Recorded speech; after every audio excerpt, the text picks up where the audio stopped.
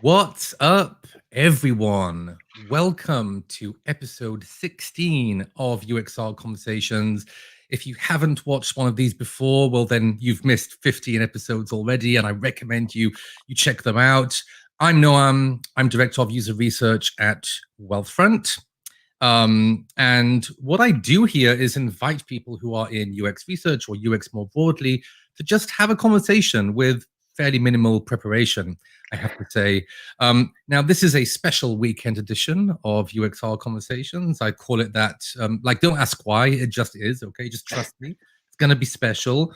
And this time we will be talking all about transitioning into UX or UX research roles and growing in your career as a researcher if you've already been up to it for a while.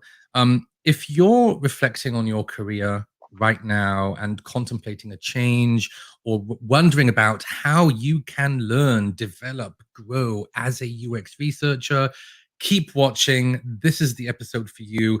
Don't be tempted to go on TikTok because TikTok is just so addictive. It's so delightful. There's a bunch of crazy shit on there.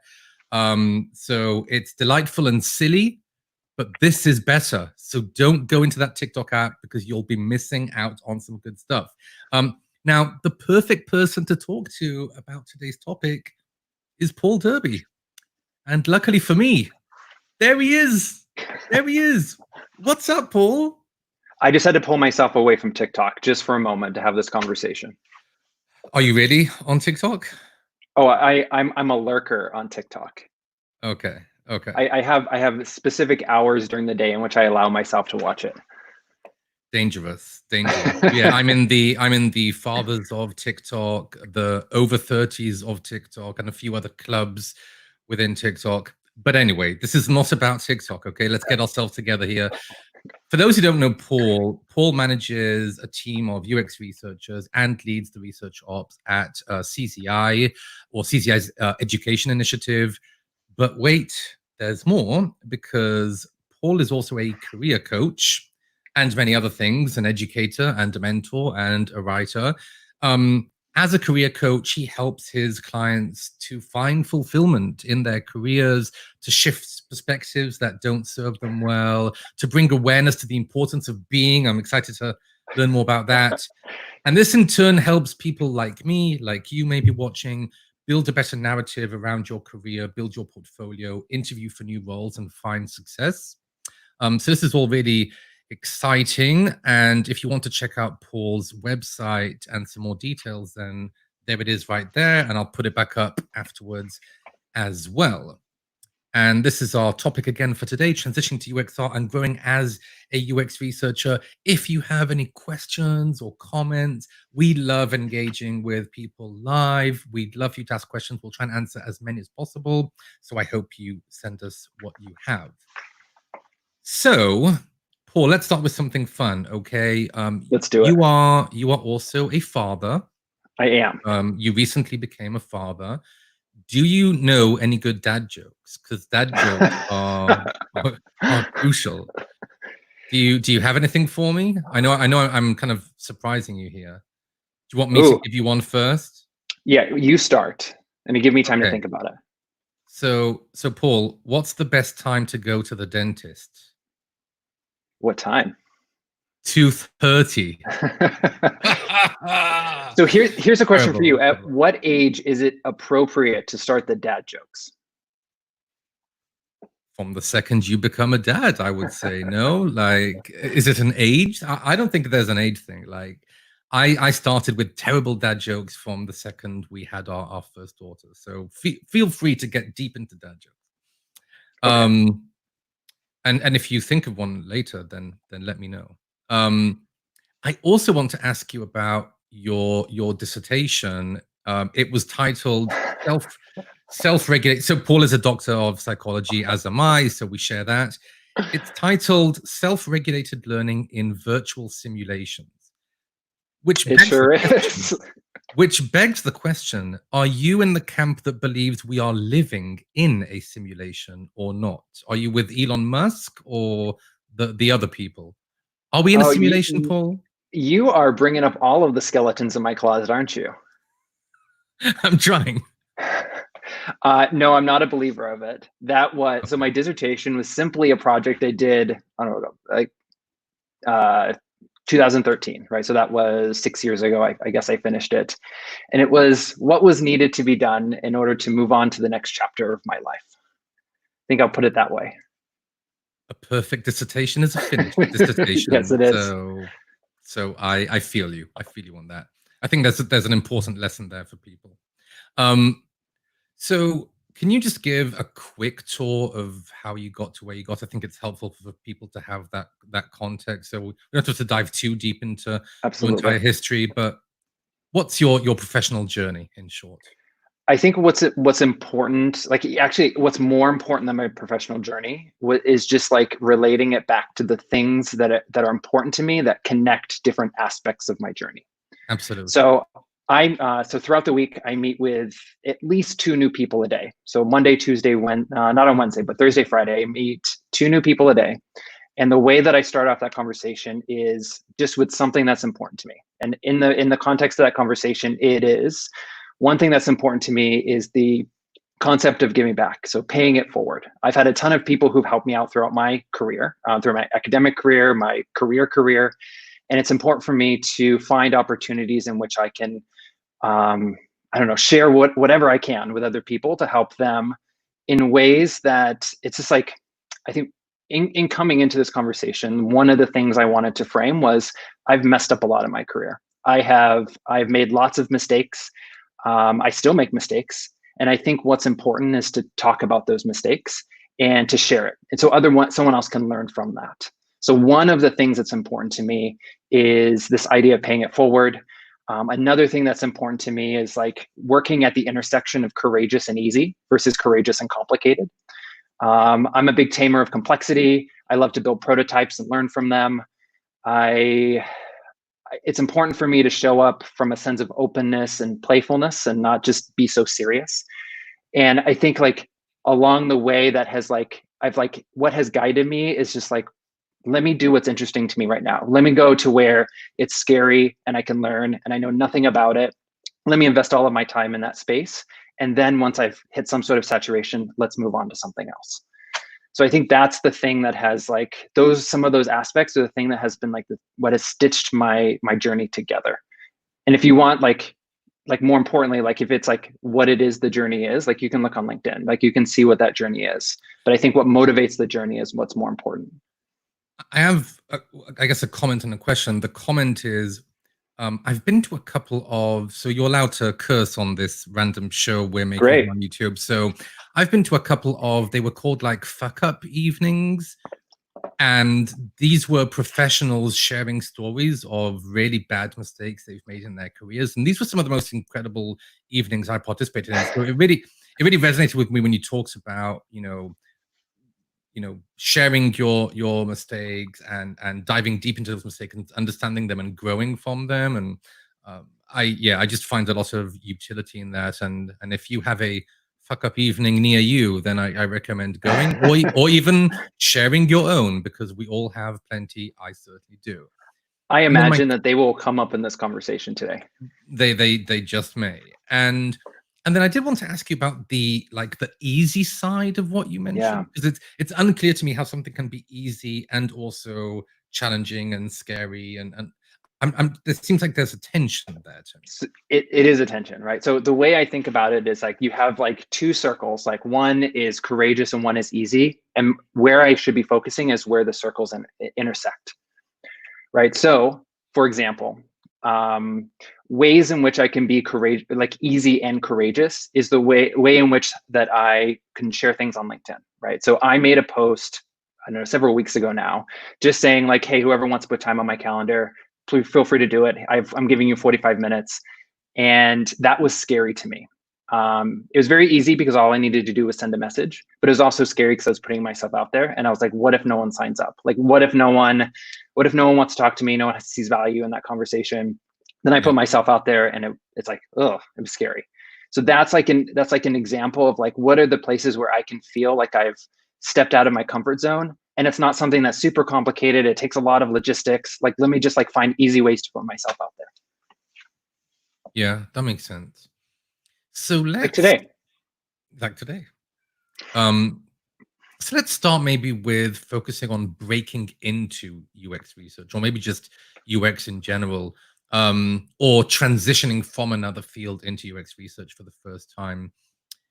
There's this annoying thing that I know happened to me in academia where professors would tell me if I tried to get in now to the grad program you just got into, I wouldn't have succeeded. In the sense that there's this inflation all the time of requirements and demands, and it's just getting harder, and that's a perspective. What I'm wondering is, because you speak to a lot of people who are breaking into UX research and UX, what do you think the experience is like these days doing that compared to our experience breaking into UX at the time? Is it different? Is it the I same? I think it's very different. So I quote unquote broke in 10 years ago. And for me, like when like people are like, what is your story? Like, how did you do it? Like, what struggles did you go through? Like, how did you? And I'm like, my story's boring. Like, it was actually it wasn't that hard. I chose a grad program that was specifically geared towards preparing people for industry. Like most of the people who graduated from that program went into industry. That was part of what I wanted. The second thing was that, oh wow, internships. That's like a obvious way for me to get some practice, but like, okay, well, let me get some more work experience. Did an internship. It was a year long. I extended that internship as a contractor for multiple years, ended up staying at that company for 6 years and left that company for Facebook a number of years later. So it was like, to me, it's like I made decisions that set me up in a way that it was like easy to transition in. Now, I think what's happening now, and well, hold on, I think what's worth saying is like this was a company that was willing to take a chance on me. It was a Yeah. company that was set up in a way that they could have someone who just was like in grad school or just graduated join, and they were, I would say, for the most part, supported in their development. And I think what I'm noticing now is that we have a lot of people graduating. We have a lot of HCI programs. We have a number like and HCI like programs, and it's like they're pumping out a lot of master's students, which I think is fantastic. I think those are awesome opportunities to learn, and it makes me wonder: is the supply of entry level roles like meeting the demand? And I don't know whether it is, especially now when all of these companies are having layoffs, and it's just like we're flooded. Like there are more UX researchers on the market, and now there's UX researchers who have industry experience. So it's actually really challenging right now. It can be really challenging right now. Yeah, I definitely agree. I'm very concerned about that. I speak to a lot of people who are trying to break in as well. And one of the things I share is that a big part of whether you would be successful in that effort depends not so much on what you do to work on yourself, even, and somewhat more to do with where you apply in the first place. I mean, many companies don't have university recruiting teams. They simply don't recruit people who are early in their career, but they don't always convey that very well. So you can be wasting your time on a bunch of companies who just won't be interested in you as a candidate. And typically it's earlier stage startups or smaller companies, in my opinion, that simply don't have the resources to offer the mentorship and guidance that people need in order to land on their feet and succeed. Does that make sense to you? Do you feel the same way? I feel the same way, and I don't know to what extent even the larger companies do a great job at advertising the roles that are truly entry level. So, for Yeah. example, um, I don't think everyone knows about, let's say, the research associate programs or the assistant programs at a number of companies. And I'm just going to throw Google out there as one of them, as like not something I necessarily see advertised, but I see a lot of people hired through third party organization, staffing organizations. And they're the ones coming into those roles and working with researchers as, like learning the ropes in many ways. But I don't see that necessarily advertised. And I don't necessarily know how those people found out about those roles to begin with. Yeah. Do you know anything more about that? I actually don't. I am not an expert with these types of programs. I'm currently at Wealthfront. We hire specifically engineers, I would say mostly if it's from university. Other than that, we don't do much university recruiting, and certainly not for research. And we're also a very lean team in general, so we don't do a lot of recruiting, period, compared to some of the huge companies out there these days. So I'm really not an expert, but I'm definitely concerned that companies are not communicating the open roles well enough and reaching people where they're at. And that's an issue. I think one way to get around that, which I know you've written about and spoken about, is focusing a lot on the networking component, being in touch with people in these companies and getting the kind of the inside scoop, so to speak, of what's going on. Absolutely. Which is maybe a good segue to I've read lots of your articles. One of them was around you collecting the perspectives from the community around how to break into to research. And some of the things that came up there were gaining experience through projects, building your portfolios, the importance of mentorship and networking, and showcasing other skills. When you reflect on that article and what you're seeing right now, can we give some kind of actionable advice here to people who are trying to break in, kind of the current beliefs that we have about what the best ways are? Let's I'm gonna offer a reframe on that question. I'm gonna Sure. offer a reframe in let's like take a look at some of the traps that people may fall into. And when I say traps, it's like either it's something that I've experienced myself and I notice and I notice it in other people, or through these conversations I've been having with uh, daily conversations I've been having with people who are breaking in. It's like, here are some like trends that anecdotal trends that I've seen. I'm not actually doing much data analysis on this, but here's some trends. Sounds great. Okay, the first one is there's like an obsession. There's an obsession with the portfolio, Oh, and it's like yes.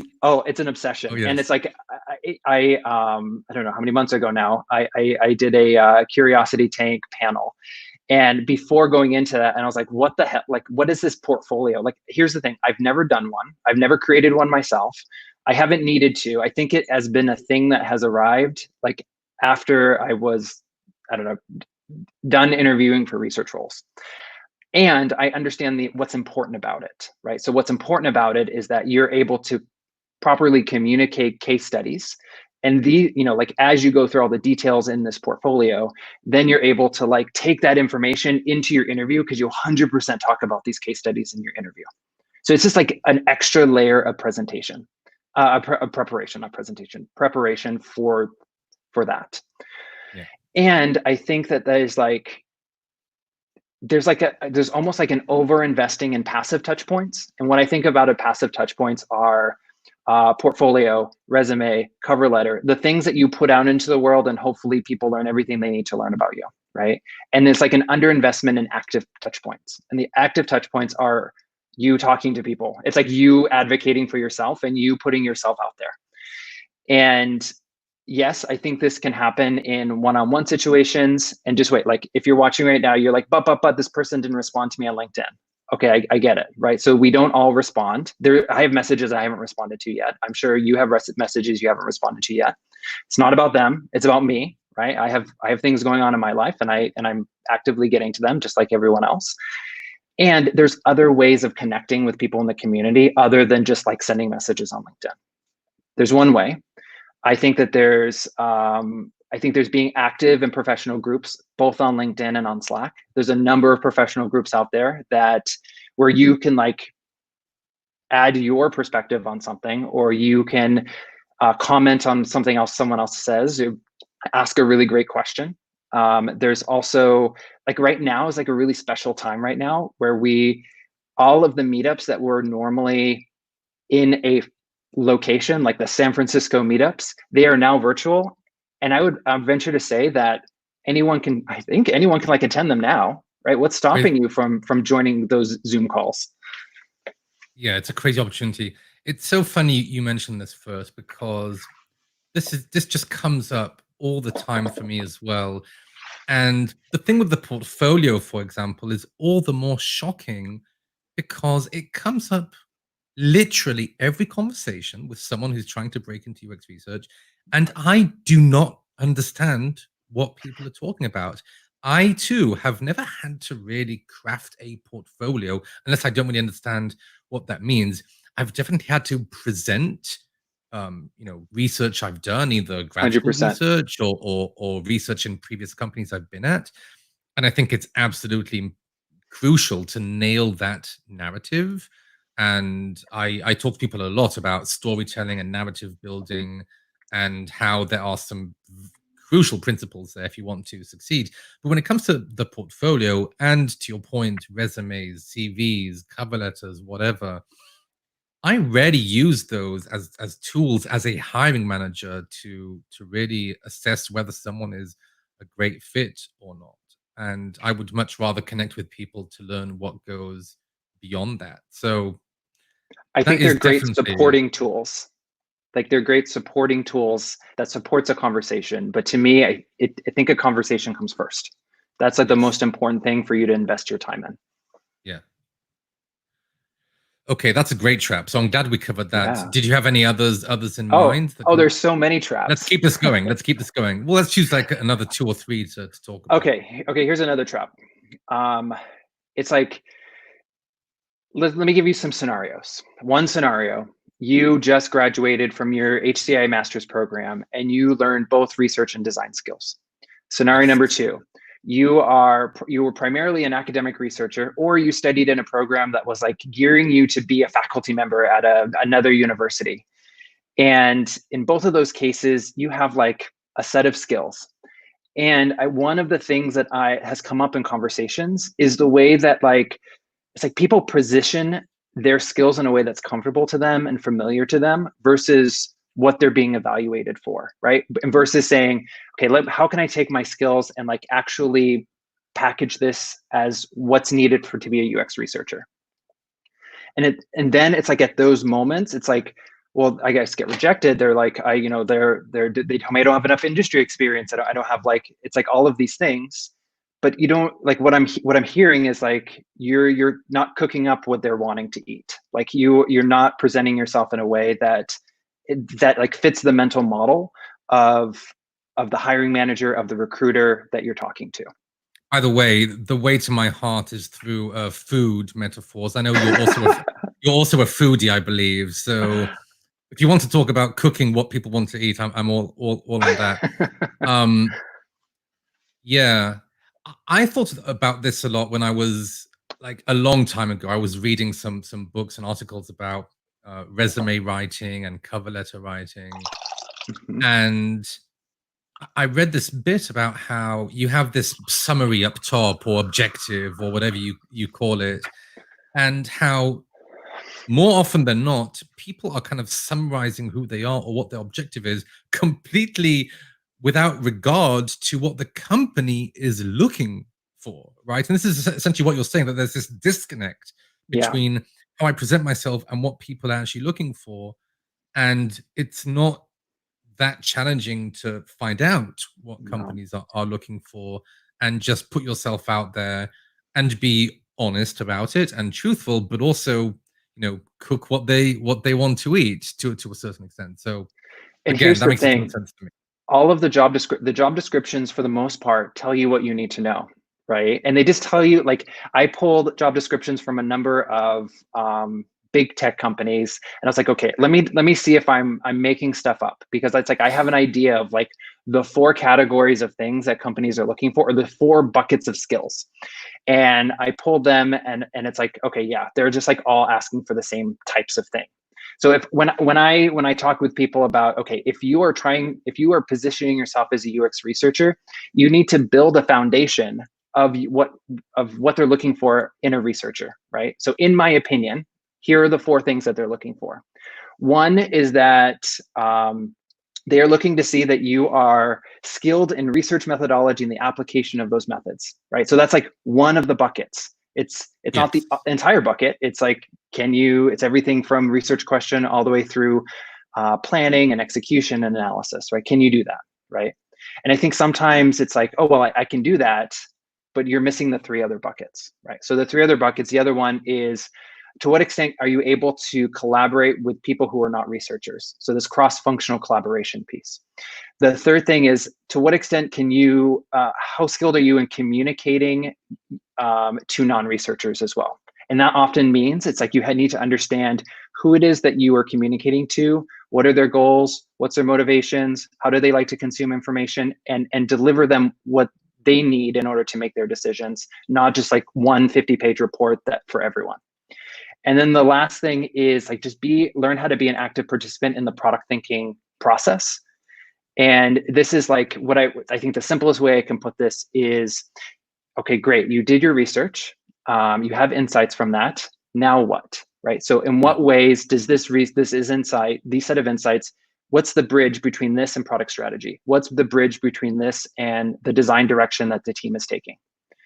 And you as a researcher, you don't have to do that all by yourself, right? You can collaborate with those who are making those decisions, but it's like being an active participant in that process. Yeah. This is gold. For those of you who are watching this, either live or afterwards, I highly encourage you to take this advice. It's really good stuff that I think a lot about as a hiring manager and as an interviewee when that's happened in the past. Let's cover a couple more traps, because this is really helpful, I think, for people who are trying to get into our field, and it may not be easy in the coming months. So do you have a couple more kind of in mind? What are the top kind of the I think those are two big traps. I think there's one thing missing from that last trap is, so you have your foundation. What do you do with the rest of the stuff? You have design skills, you have like the grant making skills, like you have all these other skills it's like, I've talked to people who are like willing to throw those away in order to just like abandon that so I can become a researcher. And I'm like, no, please don't do that, because you are bringing so much experience, you're bringing so much wisdom, so much, so many skill sets that other people you're working with do not have. You have something special to offer that team through your other experiences. So my advice for folks is to say, here's the foundation. We talked about those 4 buckets. And then what else do you do, right? So don't be confusing about whether you're a researcher or you're a designer. You're a researcher, that's your foundation. Oh, by the way, I have design skills. By the way, I have some light data science skills. Oh, by the way, I have some product strategy skills. Having those skills means that you're able to be a better collaborator with people who you work with. You understand how they do their job. You understand what's important to them. That's important too. So it's like, don't throw them away. Just say that like foundation plus something else. Yeah, but I do like the way you framed that, because I think focus is important. And I think one thing that really puts me off as a hiring manager is when people present all of those skills and tools at the same level, and not as, foundational and then the rest. Yeah. And it It's bothers me. confusing. It's confusing. And it also bothers me because I prefer to work with people who are passionate about our field and care about it and want to advance it and our team and the products they will be working on. So I think that's an important point. I want to ask you, I'm not sure what we're saying here is that there's a right way to do things, but there's definitely maybe a better way to do things. And I was fascinated by your article on the attachment to rightness, which you wrote. Yeah. And I thought of it in the context of this thing, whatever this thing is, this show that I'm doing, this YouTube channel, and how at some point you've just got to hit that go live button. You're not going to get everything right. There are going to be mistakes, and you just have to disengage from that need to be perfect and hit the button and do something, or you never will. So that was kind of part of how I thought of it. But I'd love you to talk about this, because again, we're talking about these ways in which you can be more right or do better. But you have also warned people in the past not to get too attached to that, and I guess to take certain risks or to just kind of go for something at some point. Can you unpack that idea for us? Because I think it's so relevant for, well, anyone really at any stage of their career. Absolutely. Are we transitioning into growing in your role as a researcher now? I feel like that's like a very relevant topic there. I think we can at this point, yeah. Okay. This idea, right? So here's like I don't know where this came from. And it was something that I experienced for many years. And I see people sometimes on my team experience it. And I see people outside of my team, like some of my clients or some of the people who I talk to, like mentor on a daily basis. It's it's like the idea that I'm a researcher, now I must be an expert. Like now I must be an expert in like the people that our users and like everything to do with them. And I need to know the answer and I need to be able to make the recommendations and it all comes from me. And I go into my research cave and I do my research magic and I come back with the answer. Wait, And do you have caves at CTI or? oh, I have created my own emotional cave in which I've gone into to do my work in the past and arrived back out. Because it's like there's this expectation that like really great researchers know everything. It's like Yeah. it's like I am a good researcher. I'm going to put on my mask, I'm going to put on my armor, and I'm perfect. And what happens with that is that's where imposter syndrome comes in. It's like we treat ourselves as like this like smartest person in the room, most capable. We have all the answers. We know everything about UX. We know everything about research, and we just know everything. And that's a trap, right? So that's a trap in itself. And the way that I talk with folks about reframing that is, what if you weren't the expert, right? What if you never needed to be the expert on the people, the people who we're serving through our product? But what if instead you were the facilitator of a collaborative learning opportunity for your team, right? That's what research is. What if it was a group act? What if it was a team sport versus an individual sport? Right? Your job isn't to know all of the answers. Your job is to bring structure and rigor to your team so that they are learning. Essentially, they're learning. I'm going to say the right things. I know that we're talking about like attachment to rightness. I didn't have a better word for it in the moment, but they're learning. What they're learning is more on mark than if we just had random conversations. Right? So in what ways can this be a collaborative process through what we learn as a team? We're able to make decisions together and recommendations together that are actually viable and make sense for the product. And it's just like a reframing of the role of a researcher that I think is important. I love that. Let's stay on this like later stage growth stuff. I Yeah. feel like we pride ourselves in tech about working iteratively. But interestingly to me, I feel like we work on products iteratively and often very hard, so hard perhaps that we forget to work on ourselves iteratively, if that makes sense. Um, and I mean, what do you think about that? Like, where should we start? If I'm at a later stage in my career, I've been working on a bunch of tech products iteratively, but not myself. Where do I start? What do I do? Kind of how do I kickstart that process and find some more balance where I'm not just doing 2 week sprints on this financial product or health product or education product. I'm doing 2 week sprints or whatever sprint works on me and growing in a way that's more systematic and with a clear path to something.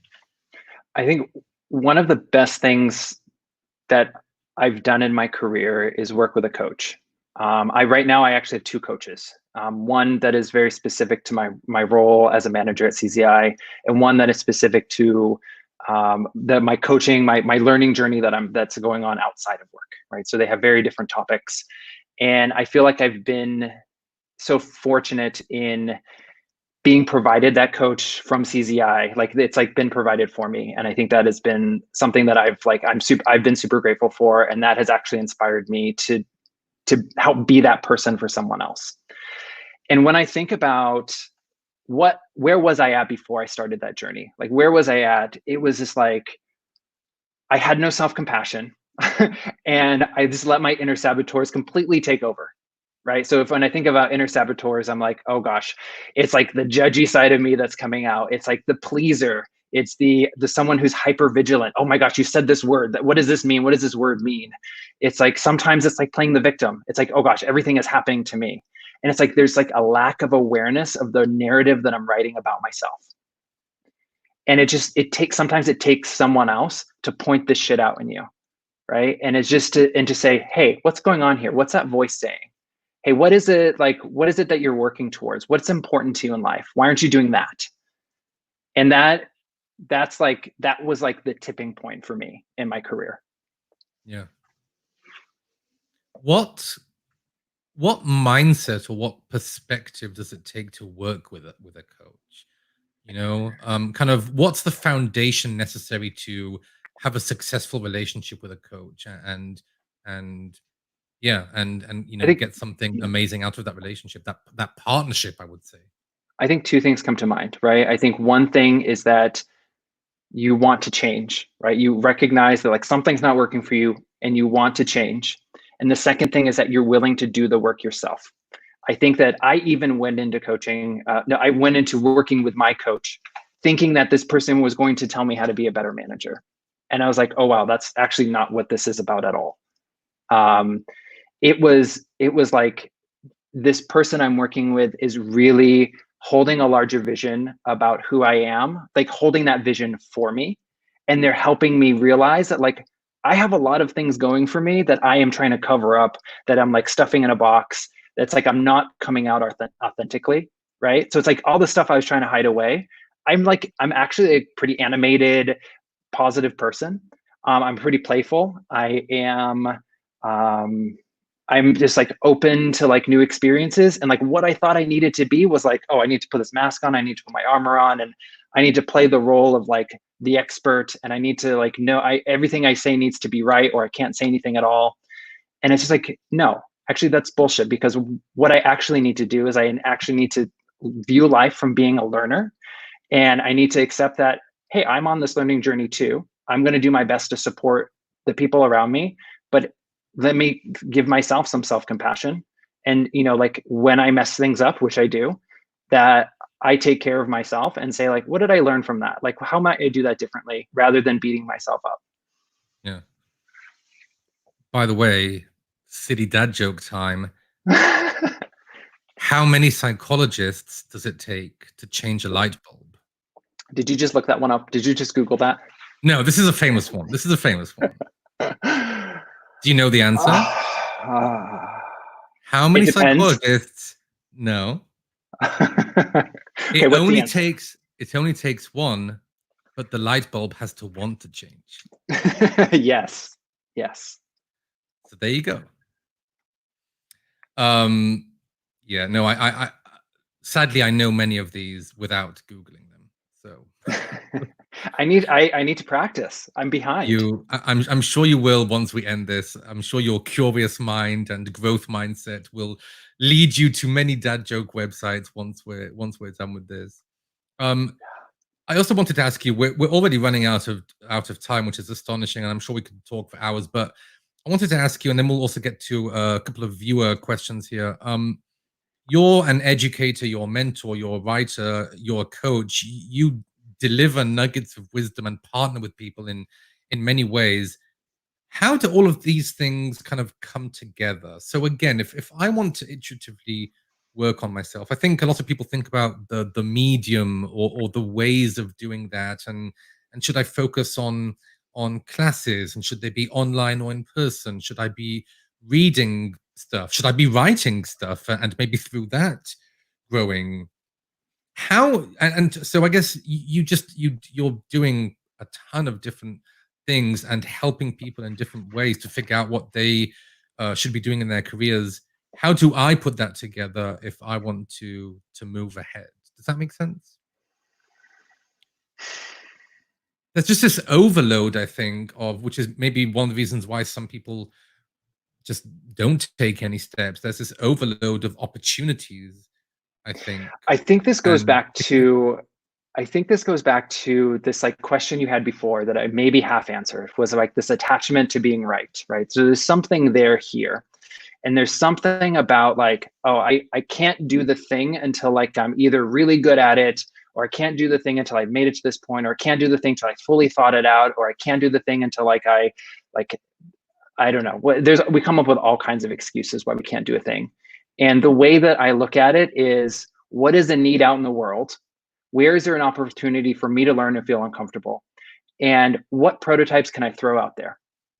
These conversations I have every day is it's not about me being perfect. It's not about being an expert and knowing the answer.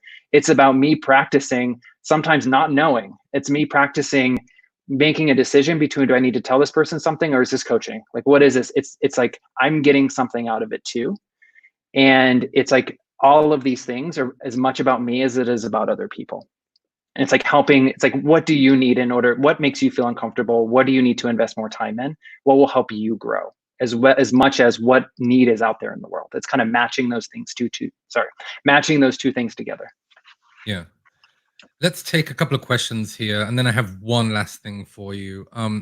So Tiana X has asked a question every single episode of this show, and here she goes again. Hi, Paul and Noam. Thanks for bringing up this topic on the challenging job market for new grads who want to pursue a career as a full-time UX researcher. You've been in the industry for a good amount of time. Do you have some idea about how this UXR job market might go in the near future, like a year or 3 years from now? And I know that none of us like to, we're not prophets and it's hard to make predictions. But maybe another way to think of this is, what do you think the job market may look like when we get back to some sort of normality? How are things going to be different for researchers? Do you have any inkling of an idea of what it's going to look like for junior people in the UX research or just UX job market? Couple things. One curiosity I have is, to what extent will we go back to a world where we need to be in a single location in order to do our jobs? Right now, yes, I live in Redwood City, California. My place of work is in Redwood City, California, but does that always need to be the case? I do not know the answer. And it seems like a lot of companies are continuing to push off bringing people back into the office for a good reason, which begs the question, are we able to tap into different parts of the country that we weren't able to tap into before? Is there talent elsewhere? Or can you work somewhere completely else that more fits your lifestyle and build your career at the same time? By the way, Paul, do you realize we were working in the same building and we never got together in person? Do you realize I didn't work in that building. I worked in a different building, but okay. I did frequent that building. Okay. Yes, and I did realize that. So anyway, did you have another point there around that question? The second thing that comes up for me is, I think because there's a lot of people who need work experience, and there seems to be limited entry-level opportunities. So how might we push the model on what it means to like transition in, right? So does that mean that more companies need to be able to support people who are earlier in their career? By the way, I'm just going to say one thing. I hate the term junior researcher and I hate the term junior, because that's like putting a label on someone when it's just like, it's a part of their trajectory. It's like a part of their path, right? We're all new at something, but it doesn't mean like, it's not like a label on me. So the other thing is, if it's not organizations that are not equipped to be able to do that effectively for the number of people entering the job market, what are other opportunities? What are more independent opportunities for apprenticeships, for people who are independent researchers, taking someone under their wing and like having them work with them on projects, right? And paying them for it. Like it seems like there's a lot of opportunity to go back to a very sort of real apprenticeship model that I don't see happen as much as it could. Yeah. We have another question from Tiana around HCI being a very popular and demanded major for UX researchers. But there are more people from traditional social science considering UX research. What do we think are the strengths of people who are from a more traditional social science major? By the way, my first answer to that is that in the realm of human-computer interaction, I feel like my understanding of the human side is a lot deeper, having studied psychology for quite a few years, and maybe I didn't have as much exposure to the technological side and certain aspects of design. But one of my favorite things about working in cross-functional teams with incredibly talented people is how much I learn just organically every single day from the designers and product people and others, data scientists, and just everyone who I get to work with. So that's never been much of a concern for me. and I feel like I kind of made up for the strong focus on the human side. What's your take on that? HCI versus social sciences. So I have two anthropologists on my team. Neither of them were in a grad program that prepared them for industry, and both of them bring very uh, rigorous perspectives to qualitative research and unique perspectives to things like, for example, education. So I work in the education space. I work with a researcher who was an academic researcher in the education space. And there's just like an enormous amount of domain knowledge that comes along with that. And I think that's important. When I was at Facebook, they hired a ton of social scientists because that was the nature of the work that we were doing. And those people brought domain expertise from that space, which was important to the work that we were doing. It wasn't just about executing methods, but it was about also understanding why people behave why they behave in a particular way. And people who come from the social scientists, that's what they do, right? That's what they study in school. Yeah. Awesome. I have to ask you one more thing before we end. Among many things I think you and I share, we could probably be great friends moving forward. We share the role of parenthood. We're both parents. You had you have one child who's 4 months old now or so. 4 months old, yeah. And I just have to ask you, what have you learned about yourself and how have you grown since becoming a parent? I know I've learned and changed so much from having that role. How has parenthood changed you as a professional, as a coach, everything? Parenthood so far has reinforced the idea that I don't need to know the answers. So this has been a little theme through our conversation so far. I do not need to be an expert in parenthood in order for me to be an effective parent at this point, right? Part of it comes from, I know the answers already. There's like intuition that plays a part in this.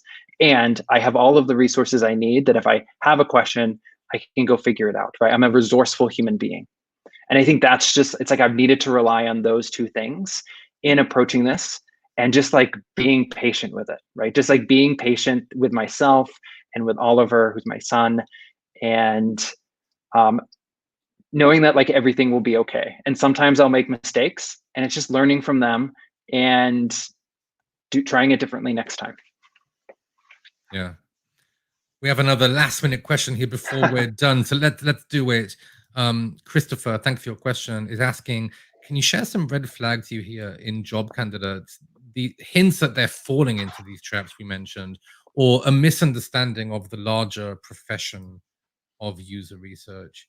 I know I mentioned one earlier, which is just the lack of focus.